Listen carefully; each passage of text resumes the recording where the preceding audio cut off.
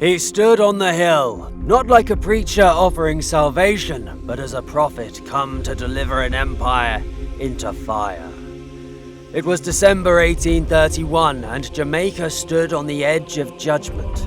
Smoke from distant plantations curled into the sky like a burnt offering. Ash floated on the breeze like black snow. Below him stood men and women in chains, some barefoot, some bloodied from the lash, all staring up with eyes full of something the Empire had long tried to kill: conviction.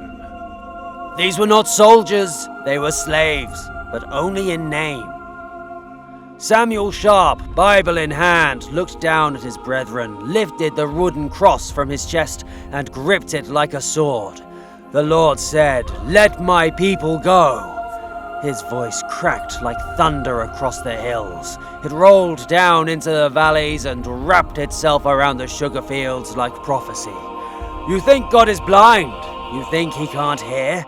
How long must we suffer under their whips and chains? Not one more day, not one more lash, not one more lie.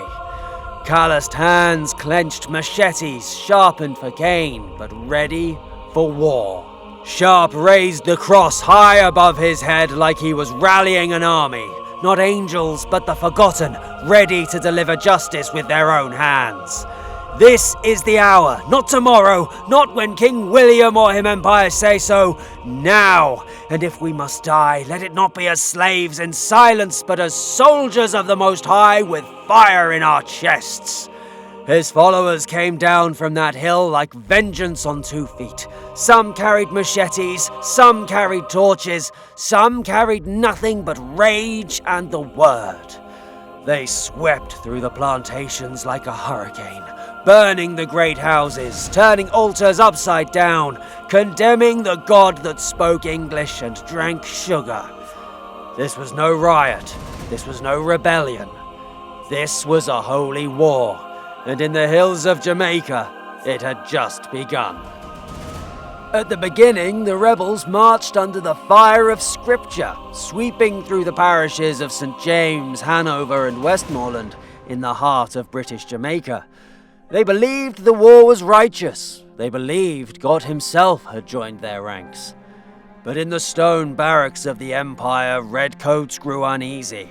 A British commander, fearing a wider uprising, made a decision to strike first. He set his sights on a quiet village near Maroon town. It wasn't a battalion, just a patrol, 12 redcoats on horseback, sent to restore order. They found a village still singing freedom songs, still believing this war would be holy and clean. The soldiers didn't ask questions, they didn't look for ringleaders. They opened fire. A woman shielding her child, an old man too slow to kneel, a boy with a machete cut down before he could raise it. The singing stopped. When word reached Sharpe, he was in a church preaching his Sunday sermon. 2 messengers arrived, clothes soaked, their hands blistered. One carried a torn Bible, the other carried news. They burn in us too now, Master Sharpe. Not just houses, people. Sharpe didn't speak. He stood, staring toward the hills out of a window. Somewhere beyond the smoke, a chapel burned, with people still inside.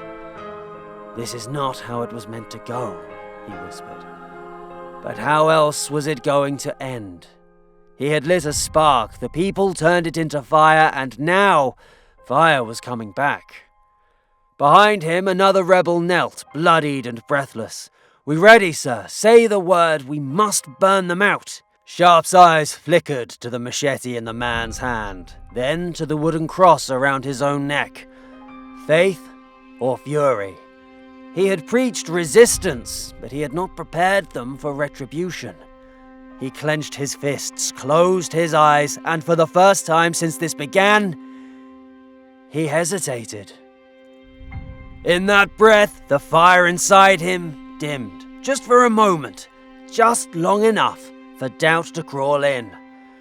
Was this God's war, or had he mistaken vengeance for victory? He stayed in the chapel, didn't give the order, didn't raise his voice, only bowed his head, gripped the pulpit and whispered, "Deliver us from evil." But the storm had already broken loose, and it didn't wait for permission. They said he was their Moses, so they marched in his name, even without command. Especially without command. It began like thunder in the hills, then it spread like wildfire through cane and cotton. By the second night, fires burned in St. James. By the third, Hanover. By week's end, Westmoreland, Trelawney, St. Elizabeth. In less than a week, the uprising swept across 3 parishes, engulfing over 60,000 enslaved men and women. Farmers, field hands, house slaves, preachers, children. Many had no weapons. Some had sticks, axes, broken blades. Others carried only a song and the memory of a whip. At Kensington Estate, the cane fields lit up the sky, orange embers twisting like angels of wrath. The great house collapsed in a roar. An overseer was dragged out barefoot, his musket still on the wall where he ran from it.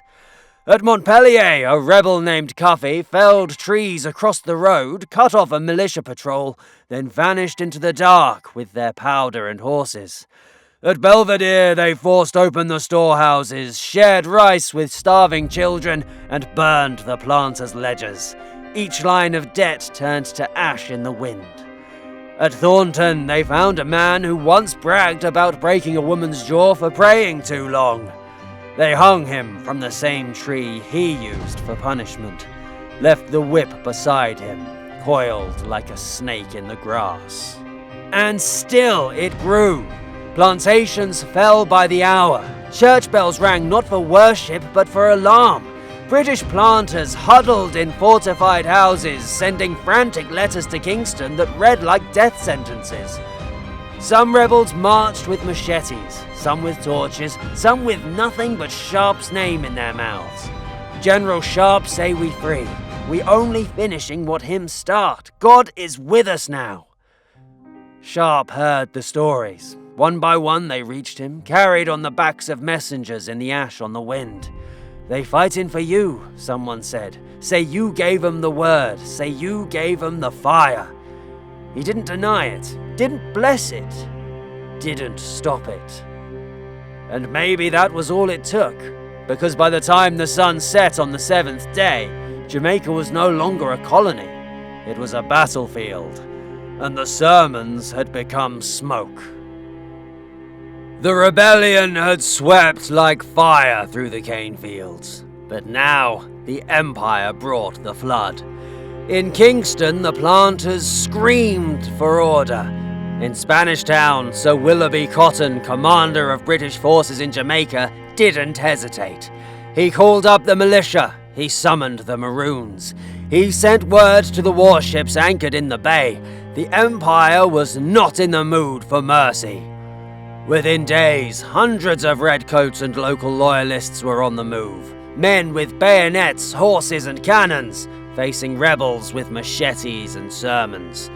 The order was clear: crush, burn, punish. Not to win, but to make an example. They swept parish by parish, clearing the countryside like a plague. Homes were torched, villages emptied, men hanged in the town square, sometimes without trial. Ropes swung from trees like warnings carved into the sky. In Westmoreland, a boy of 15 was taken, flogged, and hanged for refusing to speak. In Montpellier, a rebel camp was found empty, only a scorched Bible left behind. In St. James, a chapel burned with worshippers still inside. And then came the Maroons, once warriors who bled for their freedom, now bound by treaty to the crown. Nearly a century earlier, they had signed peace with the British, securing land and autonomy in exchange for hunting down the enslaved. And so they came, muskets in hand, not to join the rebellion, but to end it. They knew the hills, they knew the people, and the Empire used them like hounds. The rebels fought back from the shadows, but they had no powder, no allies, no time. By mid-January, the rebellion was bleeding out. Fields once filled with fire now lay quiet, covered in ash and grief. But still, one name echoed through the smoke. Sharpe. He wore no uniform, but to the people he was the banner they marched behind. A preacher, a spark. And so the Empire made him their target. They found him, not in battle, but in the sanctuary of God. Tired, silent, and waiting. He did not resist. He did not beg. He simply said, "I taught them to seek freedom, not to kill." They brought him to Montego Bay in chains. The trial was quick. The gallows were already waiting. A crowd gathered, some to cheer, some to witness the fall of a symbol. Sharpe stood tall. No tears, no curses, only truth. "I would rather die upon yonder gallows than live in slavery." And with that, the trap fell. But what they buried wasn't a man, it was a seed. In the weeks that followed, over 300 rebels were executed, thousands flogged or imprisoned. The planters rebuilt their estates with blood-stained hands. The Empire declared victory. But in London, Parliament began to flinch. In pulpits, preachers spoke his name. In petitions, abolitionists wrote of the fire that lit Jamaica. In the conscience of an empire, something had broken. 2 years later, slavery was abolished in the British Empire, not because of mercy, not because of reform, but because Samuel Sharpe's rebellion made silence impossible. They tried to kill a revolt. Instead, they crowned a martyr. He was gone, but Jamaica remembered, and history would never forget. If this story moved you, share it. They tried to bury Samuel Sharpe's name. Don't let them bury it again. Hit like, drop a comment, and subscribe to the channel.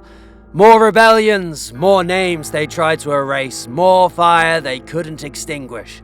Because history isn't over. It's waiting to be told.